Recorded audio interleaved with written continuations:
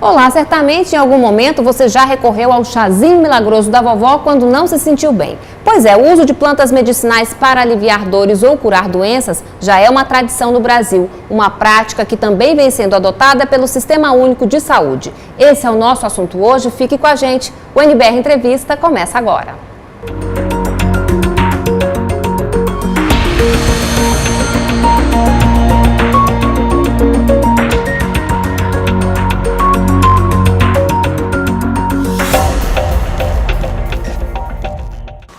Nosso convidado é Jean Kleber Matos, ele é professor do curso de Agronomia da Universidade de Brasília. Olá, professor, muito obrigada pela sua presença. Eu que agradeço pela oportunidade. Bem, antes da nossa conversa, nós vamos conhecer a história da Dona Hermina, lá de Pelotas, no Rio Grande do Sul, que há mais de 20 anos trabalha com plantas medicinais. A reportagem é do programa Terra Sul da Embrapa. Devagar e com o auxílio de uma bengala, Dona Hermina caminha com cuidado entre as plantas que lhe dão orgulho. São estas ervas que ela transforma em essências, chás e pomadas capazes de curar. A história dela com as plantas medicinais começou cedo. Na família, a avó e mãe já costumavam usar as ervas. E essa relação ficou ainda mais próxima quando a própria Dona Hermina precisou do auxílio da natureza para se tratar. Com 11 anos, eu tive a febre do tifo. Então, ali, com 11 anos, era no fim da Guerra Mundial. A medicina tinha 5 qualidades de medicamento. O mais tudo era com plantas. A minha febre sempre baixavam ela com a quina, a raiz da quina. É uma planta medicinal. Daí, desde criança, acostumada com o chá, fui sempre olhando para aquilo. Mesmo assim, a vida dessa senhora seguiu outro caminho. Durante a juventude, ela lutou pela conquista do direito das mulheres de serem reconhecidas como agricultoras, profissão que sempre exerceu. Já um pouco mais velha, fez um curso para atuar como enfermeira veterinária e por mais de 20 anos se dedicou a tratar de animais. O que ela não contava é que uma isquemia a impediria de seguir na profissão. Ora, isso eu não sei te dizer na realidade por que me deu esse estalo na cabeça, não sei mesmo, e tudo. Porque eu senti que aquele curso de defesa sanitária animal, para mim, estava praticamente encerrado. Quer dizer que eu não podia mais meter a mão nas vacas, puxar a terneira, não tinha mais aquela força, né? Então eu digo, mais algo eu tenho que fazer. Eu não posso ficar parada. E como eu já tinha o conhecimento das plantas desde criança, então apareceu o curso das plantas medicinais e é onde eu continuei. Como resultado, uma pasta cheia de certificados e um herbário com mais de 200 espécies registradas que ela exibe com orgulho e que hoje nem precisa consultar. Ao redor da casa fica a matéria-prima. Na memória, a funcionalidade de cada uma das plantas. E dentro dessa geladeira, que virou armário, as pomadas e essências que ela produz e vende para quem a procura, que podem servir para simples dores de barriga e até para diabetes. Mas para fazer uso dessas riquezas é preciso ter sabedoria. Tudo é medicinal, mas tem que se saber como e para quê e quando. Além disso, saber reconhecer as plantas também é muito importante para não correr o risco de fazer confusões perigosas. A espinheira santa, por exemplo, usada no combate de úlceras, é muito confundida com esta outra planta, o chincho, altamente tóxica. Em uma caminhada rápida em volta da casa, Dona Hermina nos mostrou várias espécies. Aqui está o catinga de bode, que é bom para fazer xarope, para tosse. Ali está o bálsamo.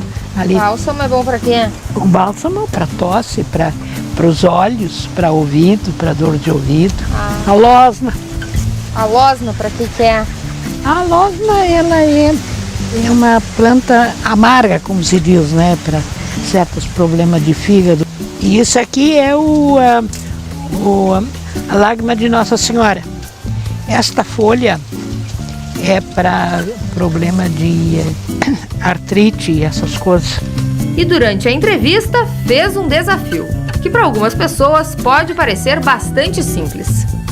Tu sabe fazer um chá? Perguntou, uma coisa muito atrevida. A resposta é um tanto fácil.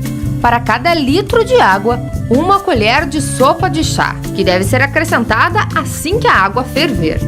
Mas na sequência vem uma dica de quem tem anos de experiência. A planta já largou o que tinha que largar. E ela é tão inteligente, conforme a água vai esfriando, ela vai puxando de volta o que ela largou. Então tem que se coar antes. Embora acredite na cura pelas plantas, Dona Hermina recomenda: não se deve dispensar o diagnóstico do médico. Mas na hora do tratamento, sempre é bom optar pelo natural. Para a senhora, apelidada por muitos como Mãe Velha, as plantas medicinais podem ser uma alternativa de renda para os agricultores familiares. Mas para ela, pessoalmente, representam muito mais. Um exemplo de vida. Que só quem tem vontade de viver é que faz essas coisas. Professor, o que são os fitoterápicos e qual é a relação com as plantas medicinais? Os fitoterápicos são medicamentos à base de plantas, né? A grande diferença entre eles e os remédios é que eles têm sobre eles um maior controle. O quimiotipo da planta, quer dizer, qual é a substância ativa dela, aquilo está bem caracterizado, né? E também a sua concentração. Então isso dá uma garantia, portanto ele pode ser chamado de medicamento. Fitoterápico é um medicamento. E quais são as vantagens, do uso de plantas medicinais e dos fitoterápicos? Tem várias vantagens, né? Vamos falar das vantagens. Para você ter uma ideia, existe um produto que é um amebicida, que é feito à base de menta, que é o famoso hortelãzinho. Um quimiotipo desse hortelãzinho, ele é amebicida e giardicida, mata ameba e giardia, é claro. E o efeito colateral é praticamente inexistente, enquanto o químico, né, que o pessoal chama o remédio químico, que se contrapõe ao fitoterápico, ele tem efeitos colaterais, né? Esse é o efeito colateral. A ausência de um efeito colateral é uma das vantagens interessantes, né, da fitoterapia. Esse é um. Bom, o outro, a outra vantagem que se tem quando se usa fitoterápicos é o preço, né? O preço é relativamente baixo e também, dependendo da planta, facilidade de encontrar, né? Esses são alguns exemplos das vantagens do fitoterápico, né? Agora, de alguma forma, o uso excessivo pode trazer prejuízos para a nossa saúde? Tem vários, digamos assim, cuidados que se tem que tomar, né? A identificação correta da planta é fundamental, né? Porque existem plantas muito parecidas e dentro de uma mesma espécie da planta existem variedades e quimiotipos. Então a pessoa, dependendo do que a pessoa tem, né, dependendo do que ela quer tratar, existe o quimiotipo adequado. Por exemplo, a cidreira de folha. A cidreira de folha nós descobrimos aqui 5 quimiotipos. Um serve para cólica, outro serve para acalmar, né? E o outro serve para perfume, e o outro serve para dor. Então, o que a pessoa está sentindo? É dor? Então é o quimiotipo linalol, né? Está sentindo o que? Cólica, é o quimiotipo miceno. Então, isso é importante você determinar o quimiotipo. E a pesquisa, as universidades fazem isso. E selecionam e etiquetam as plantas que têm aquele quimiotipo, de modo que a produção é direcionada, né, para aquela qualidade, né? Esse é um dos aspectos. Tem que haver uma identificação perfeita. A outra é a dosagem, né? A dosagem. Normalmente, quando se fala em dosagem, do ponto de vista assim, prático, essas plantas que normalmente são aprovadas para se tomar, são vendidas em mercados e tal, né? Chás e tudo mais.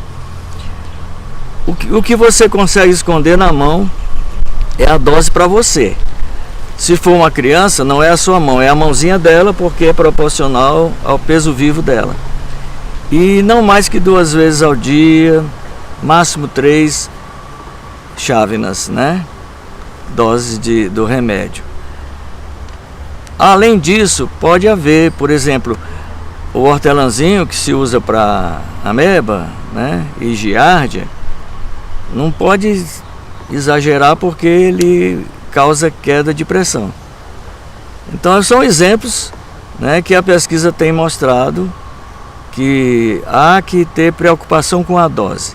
Então, identificação correta, a dose, né, são fundamentais, né, são fundamentais. E outro detalhe, ficar atento para os testes de toxicidade, né? Algumas plantas produzem uma toxicidade crônica. A toxicidade assim aguda você percebe, você toma e passa mal, mas a crônica você não percebe. Com o tempo vai havendo assim efeitos biológicos no organismo. Bom, diante disso que o senhor colocou, né, prestar atenção na identificação correta da planta e também na dosagem, né? É muito comum a gente encontrar em feiras plantas medicinais. Que cuidados a gente deve ter na hora de adquirir esses produtos? As feiras, eu distingo assim o vendedor e o raizeiro, né? O vendedor é aquele que pegou as plantas de alguém e vai vender. Às vezes eu pergunto para ele, essa planta aqui serve para quê? Ele disse, quem vem comprar sabe. O raizeiro não, é aquele cara já idoso, aquele cara que tem o conhecimento ancestral. Então eles conversam com você e dão uma aula sobre aquelas plantas, porque ele tem um conhecimento acumulado. Então, quanto a isso, o raizeiro, eu confio muito no raizeiro, né? Agora, o que tem que se prestar atenção é digamos assim, o armazenamento dessas plantas, né? Se elas estão em bom estado de conservação, se tem algum bolor, né? Porque é um ambiente aberto, às vezes o pessoal vai para casa, guarda essas ervas em algum armazém, ninguém sabe as condições sanitárias, né? A higiene, mas normalmente, por exemplo, eu vejo raizeiros não usarem saco plástico, eles usam saco de papel, porque eles dizem saco plástico causa bolor, então eles já têm uma noção de qualidade. Então não é comprar planta em feira, não é algo assim tão inseguro, não. Você tem que conhecer, né, os agentes, aqueles raizeiros, aquelas pessoas que têm conhecimento, não só do efeito das plantas, mas de como conservar. Bom, as plantas medicinais são importantes, mas como a própria dona Hermina disse, não dá para dispensar a opinião do médico, né? Principalmente para o diagnóstico. Às vezes você sente assim... Por exemplo, é muito comum, eu tenho um amigo médico que ele diz assim, brasileiro adora sofrer do fígado, né? Toda dorzinha aqui do lado, ele diz, eu vou tomar um remédio para o fígado, tá doendo. Às vezes não é. Às vezes é gás, às vezes é alguma coisa. E então o diagnóstico é importante, né? Usar o produto direcionado para aquela patologia. Tá certo, então daqui a pouco a gente continua a nossa conversa. Vamos agora a uma rápida pausa. Até já!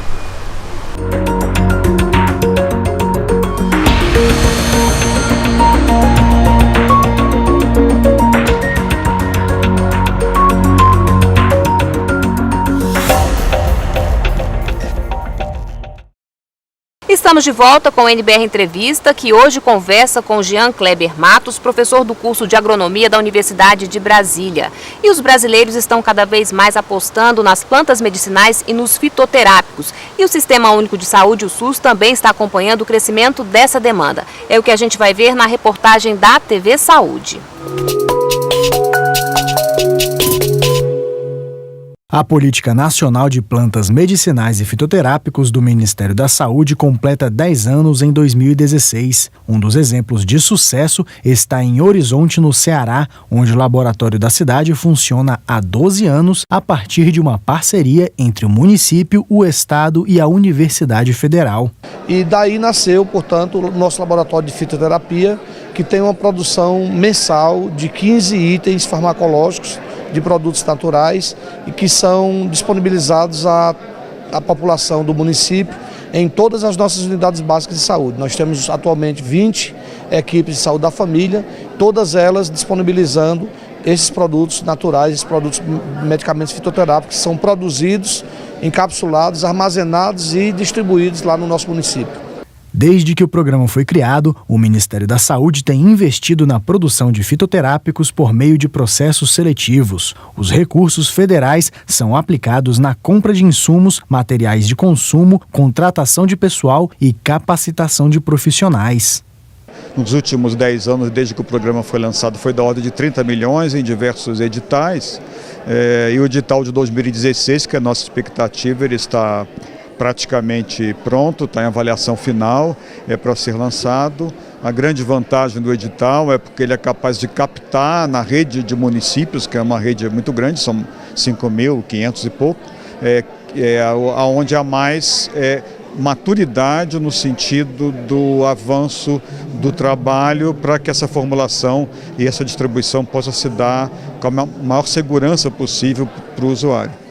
O objetivo do governo federal ao investir neste projeto é melhorar a saúde pública, ampliando o acesso da população a medicamentos mais saudáveis e com menor custo. Nossa expectativa é que os fitoterápicos avancem tanto na prescrição médica quanto na disponibilidade por municípios, porque são medicamentos com efeito consolidado, né, há milhares de anos. Isso é uma tradição, saber que determinadas plantas causam um determinado efeito no organismo humano, e também porque são mais baratos e são mais fáceis de aplicação, têm menos efeitos colaterais. Então, seria muito útil que fitoterápicos estivessem mais presentes na prescrição dos médicos do Sistema Único de Saúde.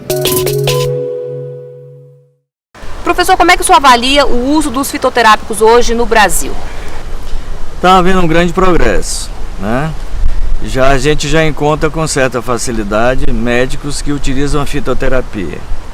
Eu mesmo me trato com um médico que tem digamos assim, uma linha alternativa, né?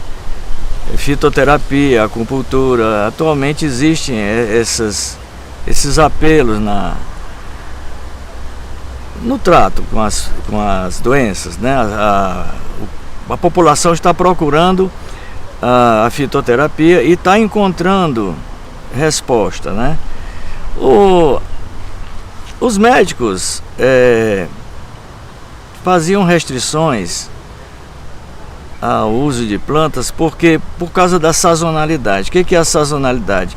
A planta, em determinado momento do ano, ela pode não produzir aquele componente que é usado no tratamento, porque a concentração desse componente varia durante o ano, conforme a estação, né? Esse é um problema.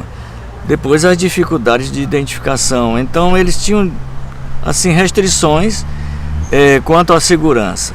Mas na medida em que isso foi sendo trabalhado, né, a pesquisa foi apoiando a indústria e o uso, a fitoterapia foi se tornando assim mais confiável, e agora a gente encontra muitos médicos, né, com esse enfoque, né, de fitoterapia. O comércio também tem sido beneficiado nesse sentido, no sentido de que, na medida em que você tenha os padrões e você tenha uma fiscalização que te dá um registro, né, o fitoterápico vai ficando assim, o produto vai ficando mais confiável, as pessoas vão começando a utilizar. Então eu acho que houve um grande progresso. Né? Então a gente pode afirmar que é seguro o uso dos fitoterápicos no Brasil hoje? Sim, porque para você vender, colocar um fitoterápico na rede, né, no comércio, nas farmácias, você tem que ter um registro. Esse registro, para você obter esse registro, você tem que apresentar, provar que sua planta está bem identificada, o quimiotipo é aquele, e também que existe uma literatura de apoio para o uso daquela planta. Há uma dificuldade quando você tenta introduzir uma planta nova. Por exemplo, às vezes aqui a gente descobre que uma determinada planta do cerrado tem digamos assim, uma propriedade medicinal especial. Não dá para obter o registro facilmente. Precisa de mais anos de pesquisa que comprovem a eficácia e a baixa toxicidade. Então, para a proteção do consumidor. Então, leva-se algum tempo para se obter a literatura e as provas suficientes para se registrar um produto. Tudo isso para tornar a fitoterapia mais confiável.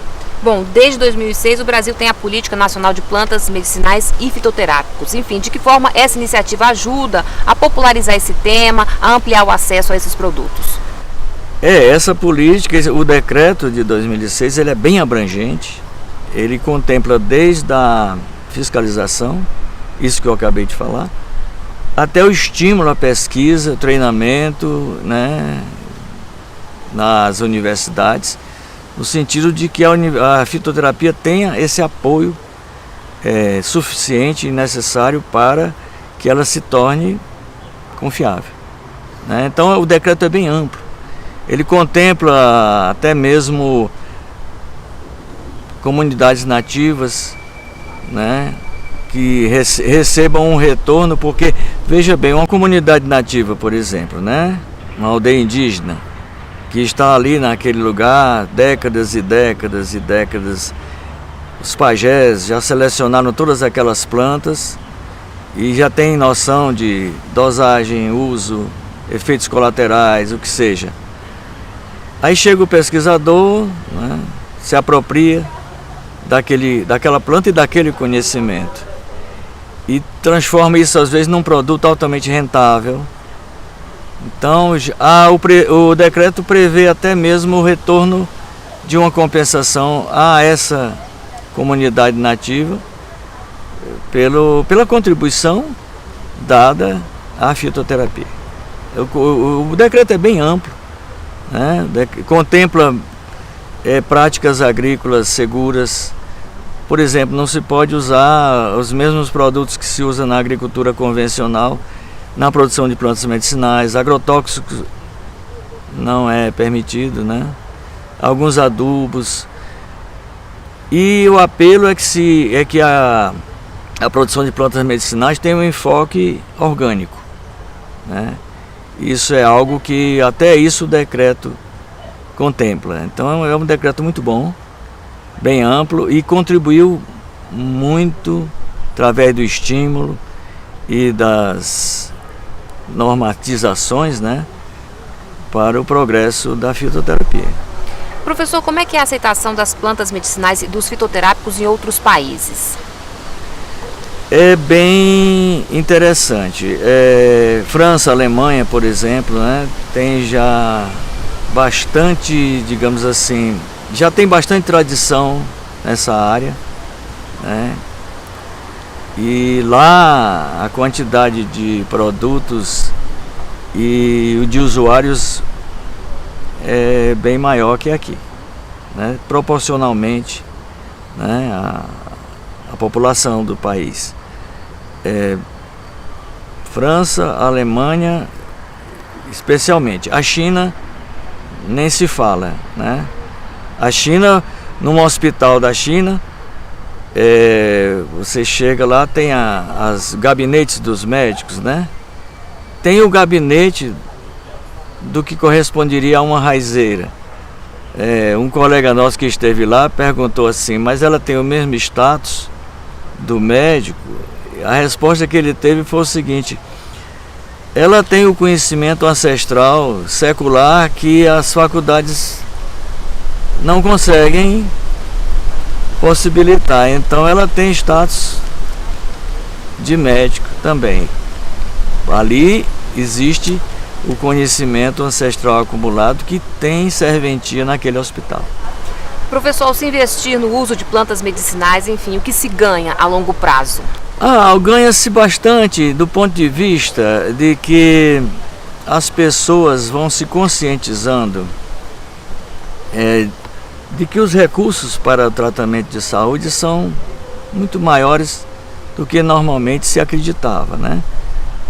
Estou sentindo alguma coisa, eu vou ali, tomo um comprimido, né? Compro algo. Alguns produtos assim de uso bastante corriqueiro, os médicos atualmente estão alertando e até mesmo desaconselhando, olha, não use tal coisa, porque esse aqui foi descoberto que com o tempo tem problemas, causa problemas hepáticos, né? Esse outro tem até mesmo um fitoterápico, dependendo da fisiologia da pessoa, cada um pode ter um efeito diferente. Então o que se observa é que, por exemplo, hoje em dia, eu pessoalmente, né, se tiver um problema assim de gases, eu uso o erva doce, né? Porque ele é eficaz e tem em todo supermercado e é barato, né? Agora, evidentemente que periodicamente eu faço uma consulta ao médico para ver a origem de todos os problemas que estão ocorrendo. O diagnóstico é fundamental, mas o conhecimento das propriedades das plantas é fundamental. Por exemplo, litíase, que é cálculo renal. Ultimamente surgiu assim, muita notícia, a planta já existia, mas surgiram muitas notícias sobre a garcínia, que é uma planta que tem propriedades anti-litíase. Vou procurar a garcínia e tomar? Não. Eu chego com a receita médica. O médico passou garcínia. Tá certo então, professor. Muito obrigada por essa aula, pela sua participação na NBR Entrevista e até uma próxima oportunidade. Muito obrigado. Bem, outras informações então a respeito desse assunto é só entrar no site do Ministério da Saúde. E para rever o nosso programa, entre no nosso canal no YouTube. Obrigada pela companhia e continue com a gente na NBR, a TV do Governo Federal.